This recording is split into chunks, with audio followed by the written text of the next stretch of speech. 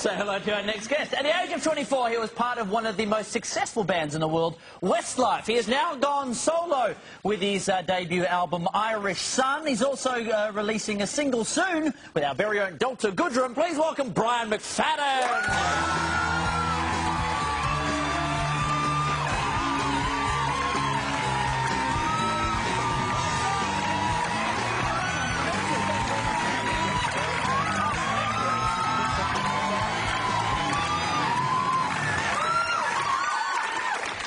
How's your statement?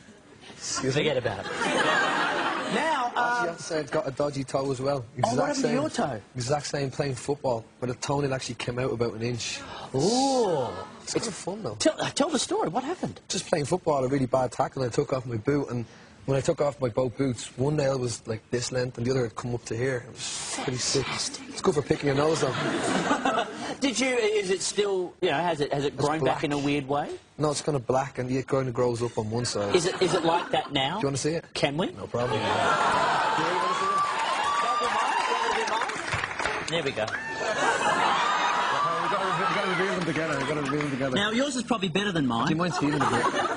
Oh, that's sick. Okay, you do yours first. You do yours first. It's starting to go a bit. It's a bit... Move your finger. Can you see it? Okay, this is mine. Ready? That's a sick puppy foot. Look at that. Look at that. Can you get it? What's wrong? Where is it? There we go. It's like it was ready to peel off. That's just wrong. Right. Now we'll spend the rest of the interview putting our shoes on. Well, as we do, I want to put some things into perspective here. Westlife, in the Guinness Book of World Records for the longest run of consecutive #1 singles, over 32 million albums sold worldwide, and a record number of #1 singles, 12, same as the Beatles. So people probably don't have any idea of really how big you are, big Westlife is and was. Yeah. Was it tough for you to go solo from that? Not really, because I've been doing it for 6 years, and I think... Yeah, a long answer if you could. I got it. But I am listening. Oh, I just took the corner of it. Was it tough? Oh, ouch. I really have. No, I'm okay. Was it tough going solo, Brian, from Westlife when they were such a successful band? No, I think after 6 years, it got to a stage where I just think I'd had enough, and, you know, there was nothing really left to do. We'd done so much as a band, and I just think I wanted to do my own thing and write my own songs. And you've got the single Real to Me out. When the band heard about this, how were their feelings and their reactions towards you releasing a single on your own? They were quite surprised, because they didn't think I was going to release a solo album just after leaving, and I wasn't. I was going to spend a good year just writing material, and I kind of said to them I'd leave it for a while. But I just wrote my album really fast. I wrote the album about 3 weeks, so it kind of got to the stage where people were like, well, we can't really sit here and just wait. You know, we have the songs, let's release it. And they liked it. They were very supportive, and they didn't buy it, but they liked it. And being with a group like that for so long, that when you're on tour, you know, I mean, you guys had a pretty good image of being nice guys. But does any rock and roll stuff happen? Do you trash hotel rooms?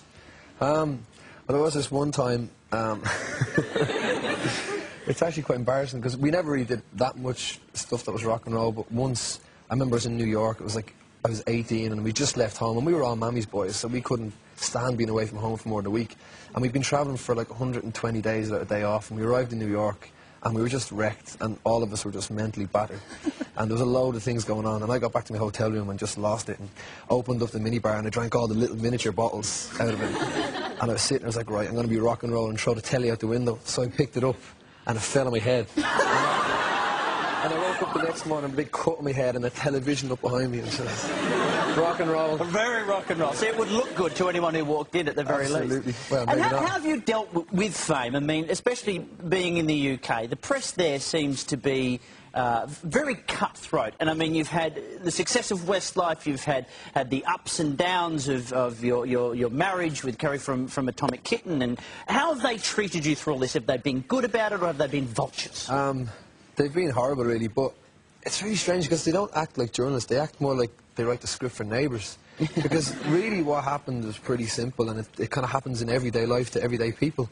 But I think that was just too boring for the press, and it wasn't interesting to the public, so they just put this big spin on it and dragged it out for 6 months and turned it into a soap opera and added all these different characters and different people that weren't involved. And And kind of after a couple of months when all my family and friends and everyone involved had moved on and had a new life and was happy and settled, the press kept bringing it back up and making it out like it was a disaster, when really it's normal life. It happens to people all the time, but the press just can't seem to get over it, even now. And speaking of course, turning things into like a Neighbours Like soap opera, now you're going out with our lovely Delta Goodfriend. And how are things going there? Going well? Are you treating her nice? Yes. Because we'll get very protective if anything goes wrong. Sure. Now, this is the single that the two of you have done together, almost here. Is this when you guys clicked, when you got together?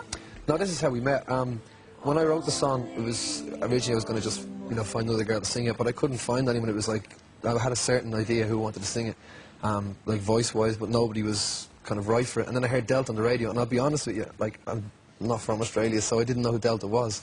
And I heard her on the radio, and I loved her voice, and I asked, could someone find out who it was, and ask her would you do it, and we asked the record company. They said, no, she's far too big a star to do a duet with you, and she doesn't do duets. You're from a poxy boy band, forget about it. So I was like, well, I'll try again. So I sent it direct to her, and she heard it, and she loved it, and decided to do it. So, no, that's when we got together and do the song, but that's not when we kind of kicked off. It wasn't until she came back to promote it then that things changed. And have you met her mum and dad? I have, yeah. They're a lovely family. Yeah, what was it like the first time you met them? A bit like Meet the Fockers. I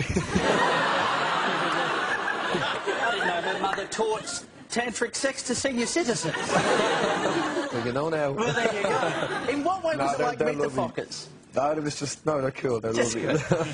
And are you and Delta, are you in love? Well, I'm in love, but I can't speak for her. Well, I'll ask her when she's on next week. I will. Now, one thing I was fascinated to learn about you, long before you were a big-time pop superstar, you were a bingo caller. That's like the coolest profession in the world. Well, actually, it was my chosen profession, and I got sacked, so I said, I'll do music instead. That's not right. In my hand, Well, you should be like one of those people who, a lot of people who go into acting, and they always say, but music was always my first love. You can go back to bingo calling and just say, well, it was always my first love anyway. Well, look, we've got actually some bingo balls here. And if we... Thank you, Buff Troy, ladies and gentlemen, on the bingo. Here we go. Now, where's the... Here we go. You'll need this too, if you could. Oh, you've got a great cut on your finger! I know, yeah. Oh, check out that one on the knuckle. How did that happen? That's when I done the toe and I got mad and hit the wall. Fantastic. That was a very gay wrist. Did you like that little wrist? It was like... And then there's me going, look at that. Look at this, isn't that beautiful? Wow. So what we'll do, because what I love about bingo callers is the way they do, it's the whole, fancy way of saying the numbers. Yeah. So you've got like legs 11 and two little ducks 22. Thank you. So if I bring the balls out, okay, you can read out the numbers and give it a... You're going to get the balls out, right? Get the balls out. You've already got the toe out. You might as well go the whole 9 yards. With my stamen. And, it's not rude! What are you going to do? It's not rude. There we go. There's nothing to brag about, in fairness. Well, would you like to read out a couple of the numbers then? We'll get some numbers happening. Okay. Okay, here we go. Let's start with this one. Actually, you know what? Just do them yourself. Just do some of your I'm going favourites. to actually help promote myself by doing this. See Okay. if I can get it in. Go So right it's ahead. Almost here, 8 and 9, 89.